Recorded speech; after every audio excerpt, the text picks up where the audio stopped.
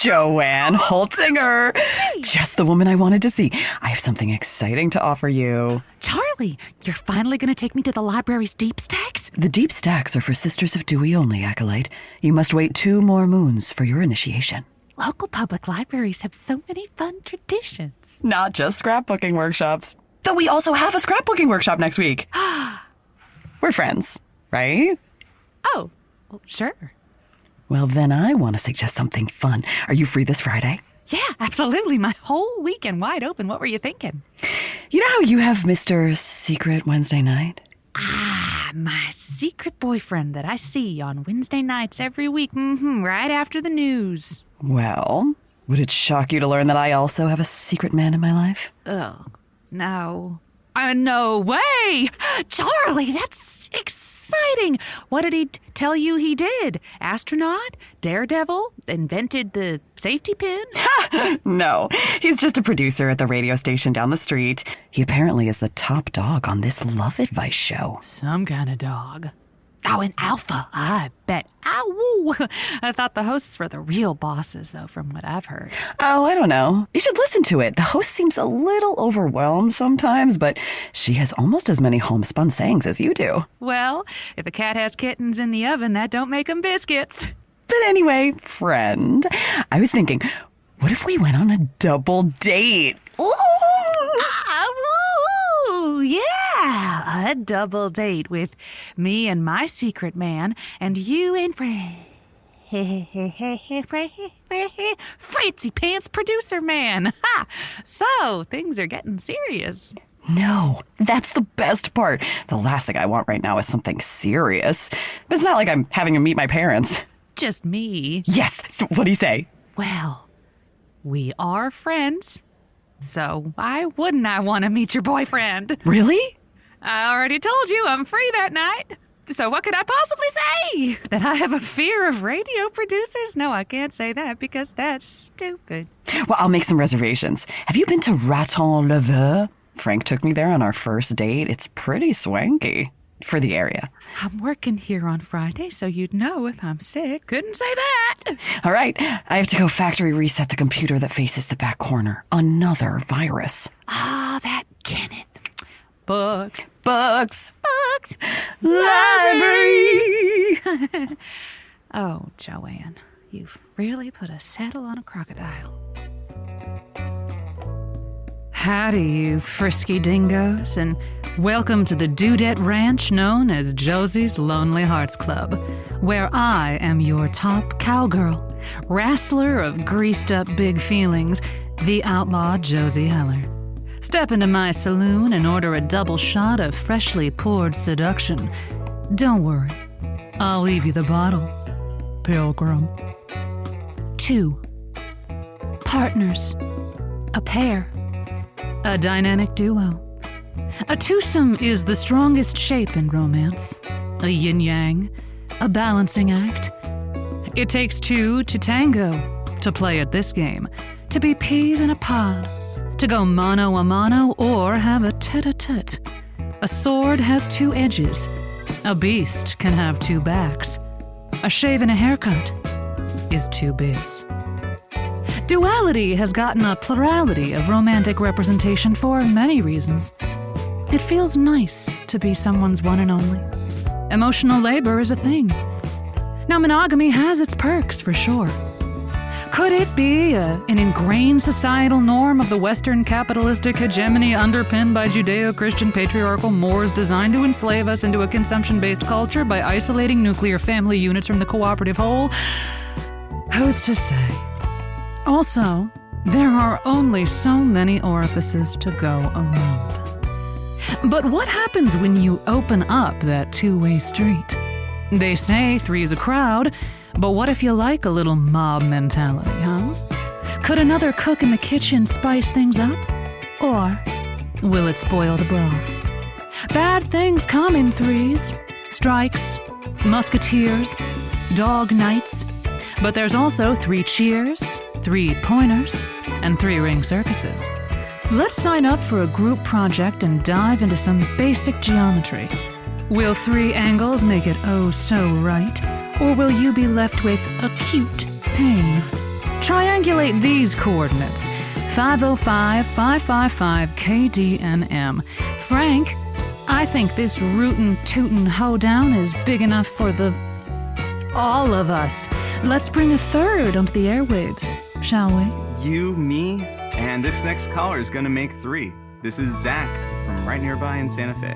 Zach, welcome to the show. Hi, how you doing today? My wife, Eleanor, she's really a great person in lots of ways. But we went to a party recently, and I made a cake, right? It was like a birthday party, so I made this, Black Forest Gato cake, and one of the guests, Paul, he said, wow, Eleanor, that's a hell of a cake you made. And she said, thank you. and I looked at her, and she just smiled and nodded like, it was nothing. Wow. Is this indicative of a pattern, Zach? Kind of. I mean, like I taught the dog how to play dead. We were in the dog park, and she's like, yeah, oh yeah, it took me so long to teach him how to play that. And even for our wedding, I had the idea that we're going to have like a whiskey tasting, and she took credit for that. She wouldn't know a bourbon from a scotch. Wow. It's really frustrating, and I don't know how to fix it. What should I do? Well, I want to thank you for calling in. This is a really interesting problem that you've got here with Eleanor. Does Eleanor have a career or goals, things that motivate her to get out of bed in the morning? Yeah, she's a pediatrician. Wow. A kid, one of her kids, like one of her patients, beat bone cancer, and the family came in, and my wife said, "You're welcome." Like, she did it. It was that kid. That kid was the one who beat the cancer. I've got a secret nickname for her in my head. I call her the pterodactyl because she just swoops in and takes everything. I don't have a lot. I work in, computer repair. So what am I going to do here? How do I don't know how to speak up for myself. I can send her, messages online, but I don't think she reads them. You repair computers. She repairs children. The two of you need to come together and set aside some quality time to repair your marriage. I was thinking maybe I could make, like in the garden, I had the choice that we were going to have black-eyed Susans instead of sunflowers. So I thought we could just get little gift tags that we could hang on stuff. Like in the flower garden, you have each little plant gets a label. So I thought maybe if you did something, you could get your label, and then so it would be clear. There'd be no confusion about who is actually responsible for everything. And she said that was insane. I think that it's petty, but I don't think that's a good long-term solution. Maybe you could talk to someone together, like a counselor. Yeah, Josie, I think you're right. I think we need help. Ellie's worth it. Our marriage is worth it. I think this is going to be really good. Hey, Ellie, I just had a great idea.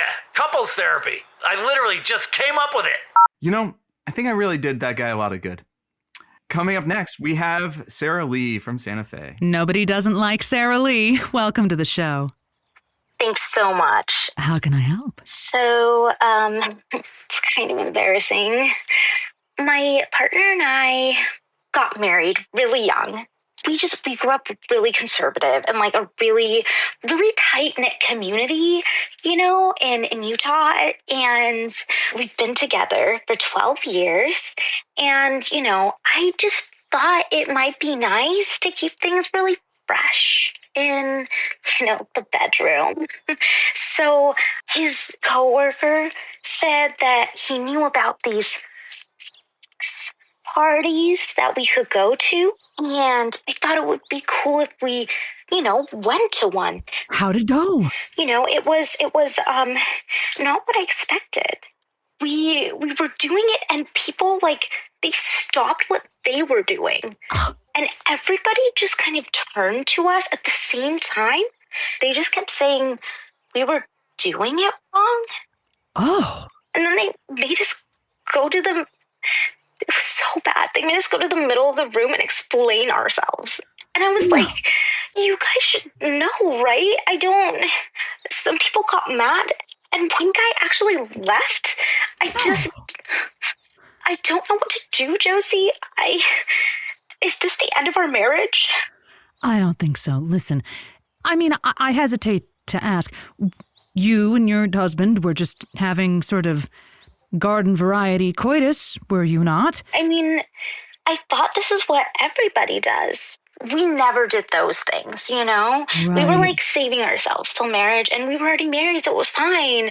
But like, one person said that we were like two possums on PCP in a washing machine, and I really took it to heart. Yeah, that is what an image that is, and I don't have to doubt your enthusiasm if that's the case. These other people were just doing the most insane things, Josie. They were like laying down on top of each other, and there was like not enough movement, and I was just so confused. Not enough movement.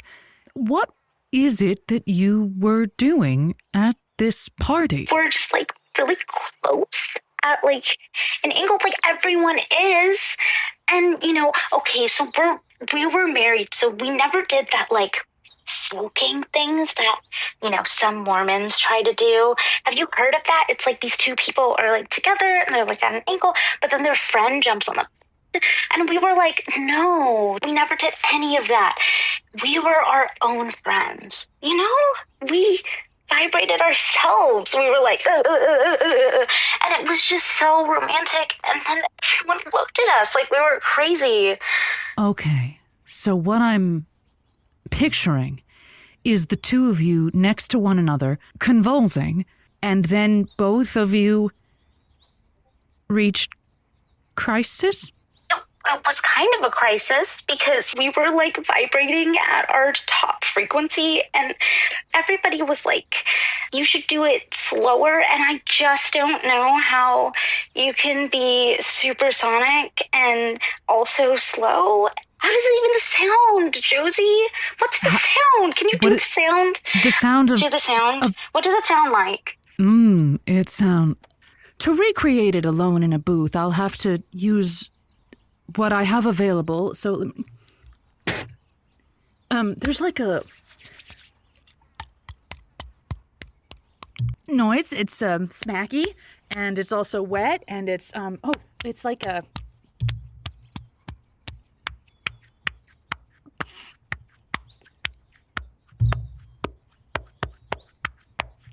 It's kind of like that. Occasionally, that's perfectly normal, and it happens if your hips are higher than your head, and there's nothing to be ashamed of about that. Oh, listen, Josie, I feel like that was kind of a lot and really out there, and it was suitcase. I think I need to go pray. I think you should pray too. Let it not be said I don't go the extra mile for my callers. Frank! I think it's time for us to take a break while that first half soaks in. That's right. Here with all your totally straightforward, non-bodily function-based sexual needs, we will be right back after these messages.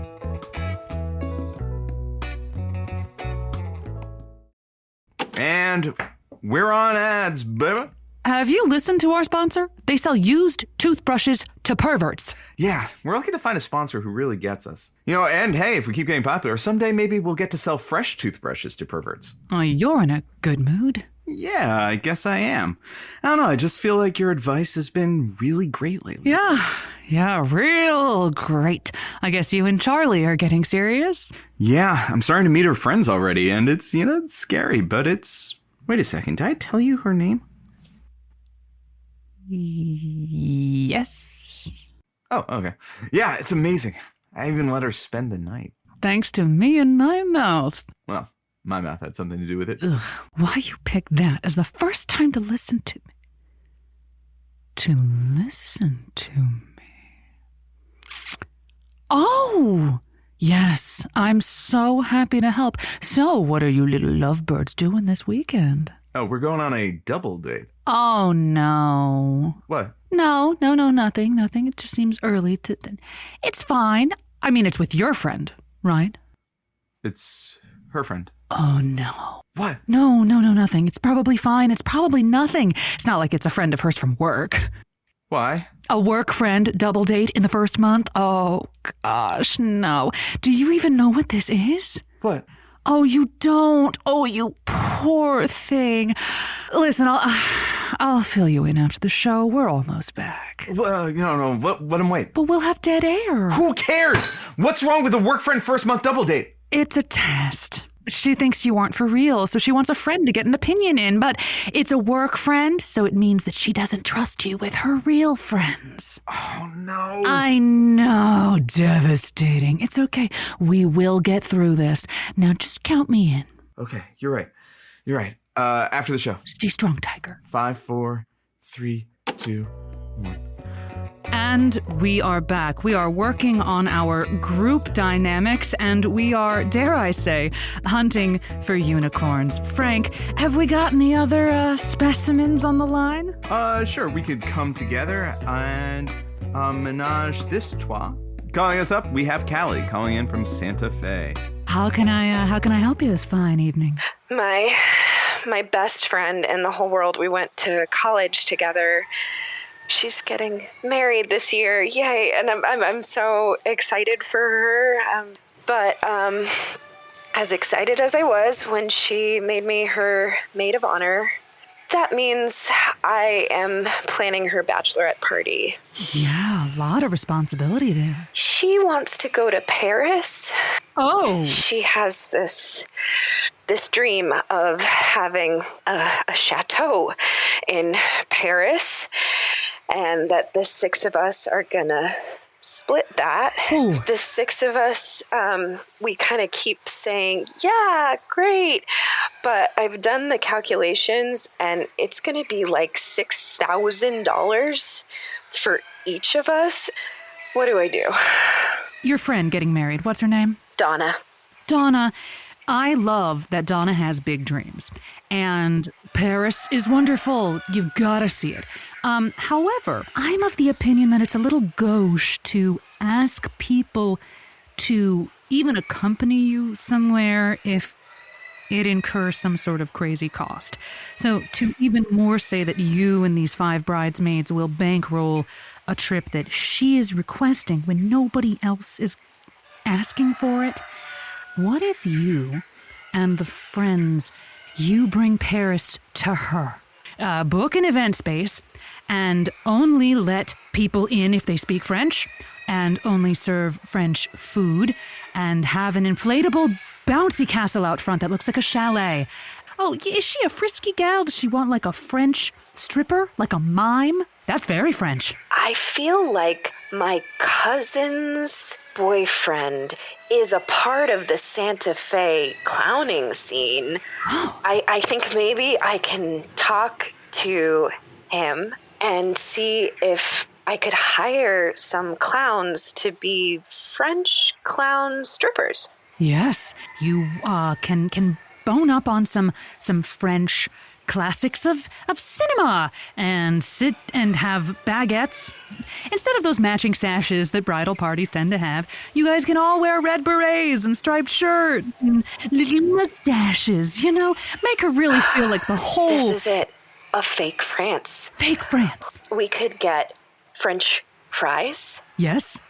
French toast. Everything French. French doors. Oh, we could get an accordion player. That's a French thing, Definitely. right? An accordion, a melodica. And me and the other bridesmaids, I think they'll be so happy to not be paying $6,000. We're just going to put our heads together and we're going to come up with the most fuck French party can think of. Callie, she's going to love it. You're sure she's going to love it? Of course. Okay, so yeah, we're bringing Paris to her. We're going to be in an enclosed space with an amateur accordion player and bicycles everywhere and French fries and French toast and French butter and loose doors and mandatory berets and local clowns taking their clothes off. It's perfect. It just screams l'amour. Well, our next caller coming out of the Sacre Bleu is Stan, calling us from Santa Fe. Bienvenue, Stan. Welcome to the show. Thanks for taking my call. What a pleasure. How can I help? So the good news is I'm in love. Oh, how wonderful. Stan, I love to hear it. I've been in what I believe is a monogamous relationship for the last 5 months. Wow. The problem is, I was thinking back at all the wonderful times that I've had with my dearest Flo, and I realized we haven't actually been on a one-on-one date yet, a solo excursion, if you will. Flo is a person of the people, very social, very much like, here's my tribe and everybody's part of my tribe, and I love that about her. Yeah. You know, it just so happens that any time we're out and about anywhere, inevitably anywhere from 4 to 14 of her friends might show up at that exact same place, and it's no longer a one-on-one date situation with me and Flo. It becomes a group hang. I'm just, I'm trying to suss out. I'm really trying to get to the bottom of, am I truly the boyfriend? She calls me her boyfriend. Oh, that's good. That's a good start. And she has little similar nicknames to other people in her very close entourage. She has one friend that she calls baby. She has another friend that she calls lover. But, I would like it to be a little clearer, I think, just to make sure we're on the same page. Well, we got to figure this out because you can't just hope, If you, as they say, if you put your hopes in one hand and your poop in the other, find out which fills up first. And I don't want to put you in a poopy situation. 5 months in, you can get Flo alone. And I don't think that it's too unreasonable to say, babe, sweetheart, cutie pie, love lump, dumpling, I need to see you mano a mano, just you and me. Can I drive you somewhere? Can we just have a one-on-one conversation? I mean, I did try that one time, not as directly, but I suggested that we go bowling together. I thought it'd be a nice one-on-one activity. But then, lo and behold, by the time we showed up to the alley, her friends Stephanie and Diane were in the next lane over, and it became somewhat of a group hang. It just, things like that tend to happen.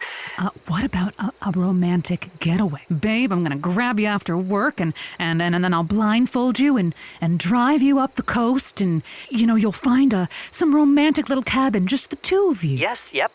We tried that as well. We tried to go up to the lake, and we thought it'd be a very romantic getaway, and I reserved the Airbnb, but I didn't realize that the Airbnb was actually owned by her cousin Daryl. Well, this might be a silly question, but have you ever just invited her over for a drink or some tapas or a movie? I've invited her over to my house. Uh-huh. However, I do have a roommate who works from home, and also we met through her. They've been friends for years. A cruise? You'd be out in the ocean. Who could you possibly run into out in the open ocean? So long as it's not the cruise that her father is the captain of. Why don't you stage a crime, and the two of you need to go into witness protection? Together. Alone together. That could work in theory. She is friends with the police. So I think they would also have to be in on the crime, but I guess that's the whole point of the witness protection, right? Oh, I know. I think the FBI hit. Hey, you said your roommate is a longtime friend of Flo's. That's right. Well, why don't you just do a little recon? Hey, buddy, Flo keeps calling me her boyfriend.